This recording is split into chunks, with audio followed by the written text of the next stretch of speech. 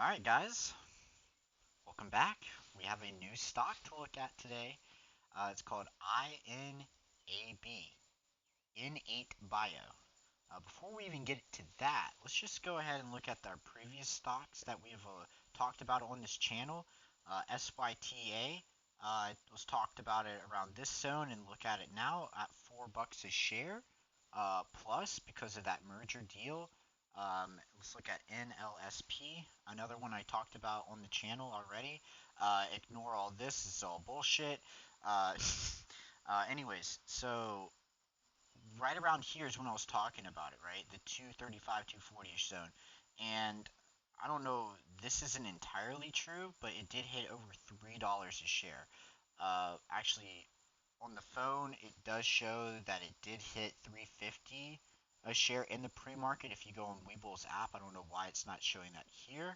This is why I don't trade on laptop or PC. I trade on my phone with Weeble. But yeah, so but anyways, massive profit that you could have taken there, and the reason why you're seeing this downtrend right now is because the merger agreement got delayed to late July, early August for the deadline, so that's why you're seeing that.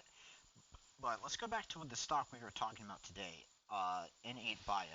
So currently, right now, it's been on a downtrend after its stock split back in June 6th. And then ever since then, it's been holding between that 210 to 220 range for the last month of just nothing. Uh, but as you can see, there's a lot of bullish indicators that have been happening since July. Uh, I'm not going to go over all of them. You can do your research on what all these mean. But a lot of bullish indicators happening. And if we go to the 1 hour chart, this is something we need to look at. So the 220 range is one resistance zone that I've been seeing. See how 220 right here, it just gets rejected a few times, gets rejected, and just goes back down. So yeah, 220 is one zone, and it looks like we're breaking out right there. Actually, ever since I alerted it on my channel, the private channel at 3:44 p.m. today, it has shown. Oh shit! Whoops. Uh-oh. It has shown it breaking through that 220 zone in the after hours, and that's a lot of buying actually. Ever since I posted it. Yeah. Yeah. Okay. So ever since I posted, that's been a lot of buying pressure that's been happening. So the next place I'm looking at is 230. If it breaks 230, expect it to go higher. I mean, 250, obviously, that's a key range of that people like to look at. 250, then $3. It's probably what I would look at for maybe an exit. And if it is starting to trend over 250, start to take profit around like the 280 to 295 zone, because mentally people want to start they want it to hit 3, so take profit there, of course. But anyways, so INAB, right? So I looked through all the filings, and of course, if you looked at the last video or the video before that, I can't remember which one it was, but I basically told y'all, in today's world, I mean, who doesn't use Chat GPT? I mean, it's better than Google, it's better than everything.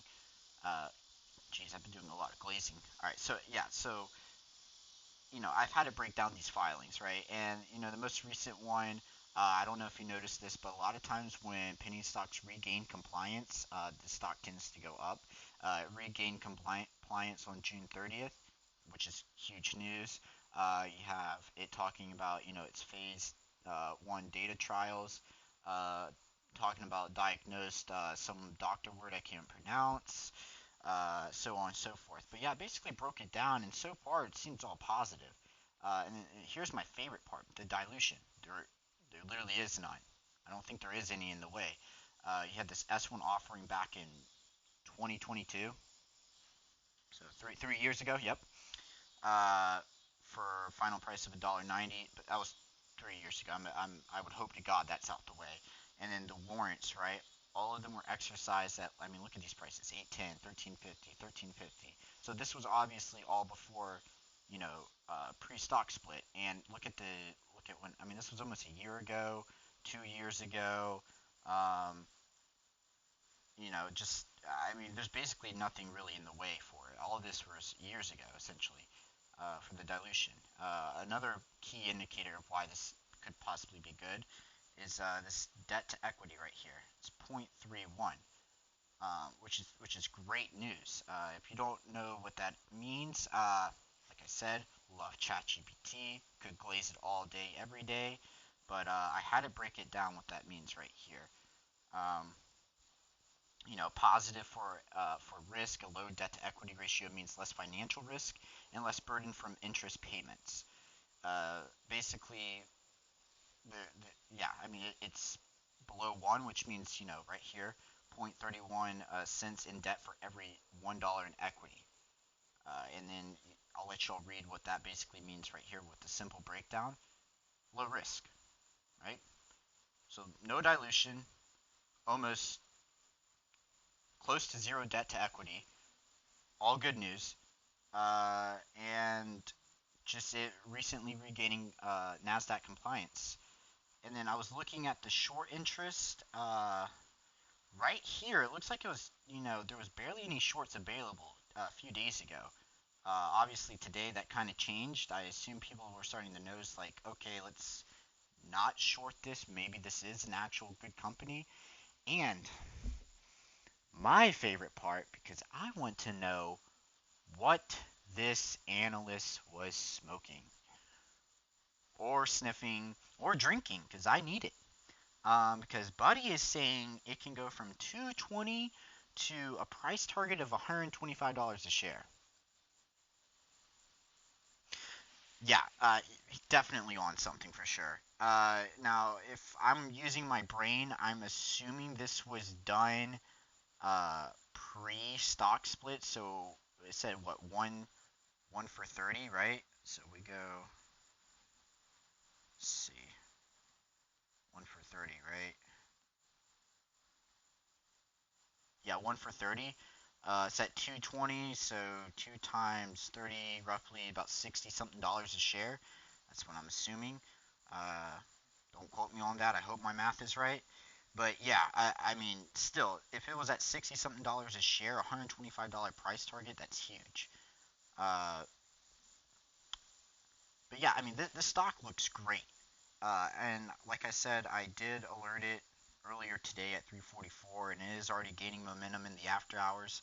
A lot of buying orders coming through, as you can tell. Uh, but yeah, I mean INAB. Let's keep that on watch for a long-term play. Really, just looking for news or any kind of momentum on the upside, especially to break that 230 zone. So let's look for that. But if you can, like, subscribe, and tell me, am I doing a good enough job, or is any of this insightful? Or am I just out here looking like a complete idiot? I mean, I think that one would probably go well. And, now thinking about it, I don't even think y'all could have seen these buy orders. So I'm just going to go ahead and read it out for y'all. Actually, no, it's all over 220. I mean, you can see right here, 226 a share. I don't know if my big, fat, ugly ass head is in the way, but yeah. Don't forget to like and subscribe, and please tell me if y'all think this is enjoyable or not.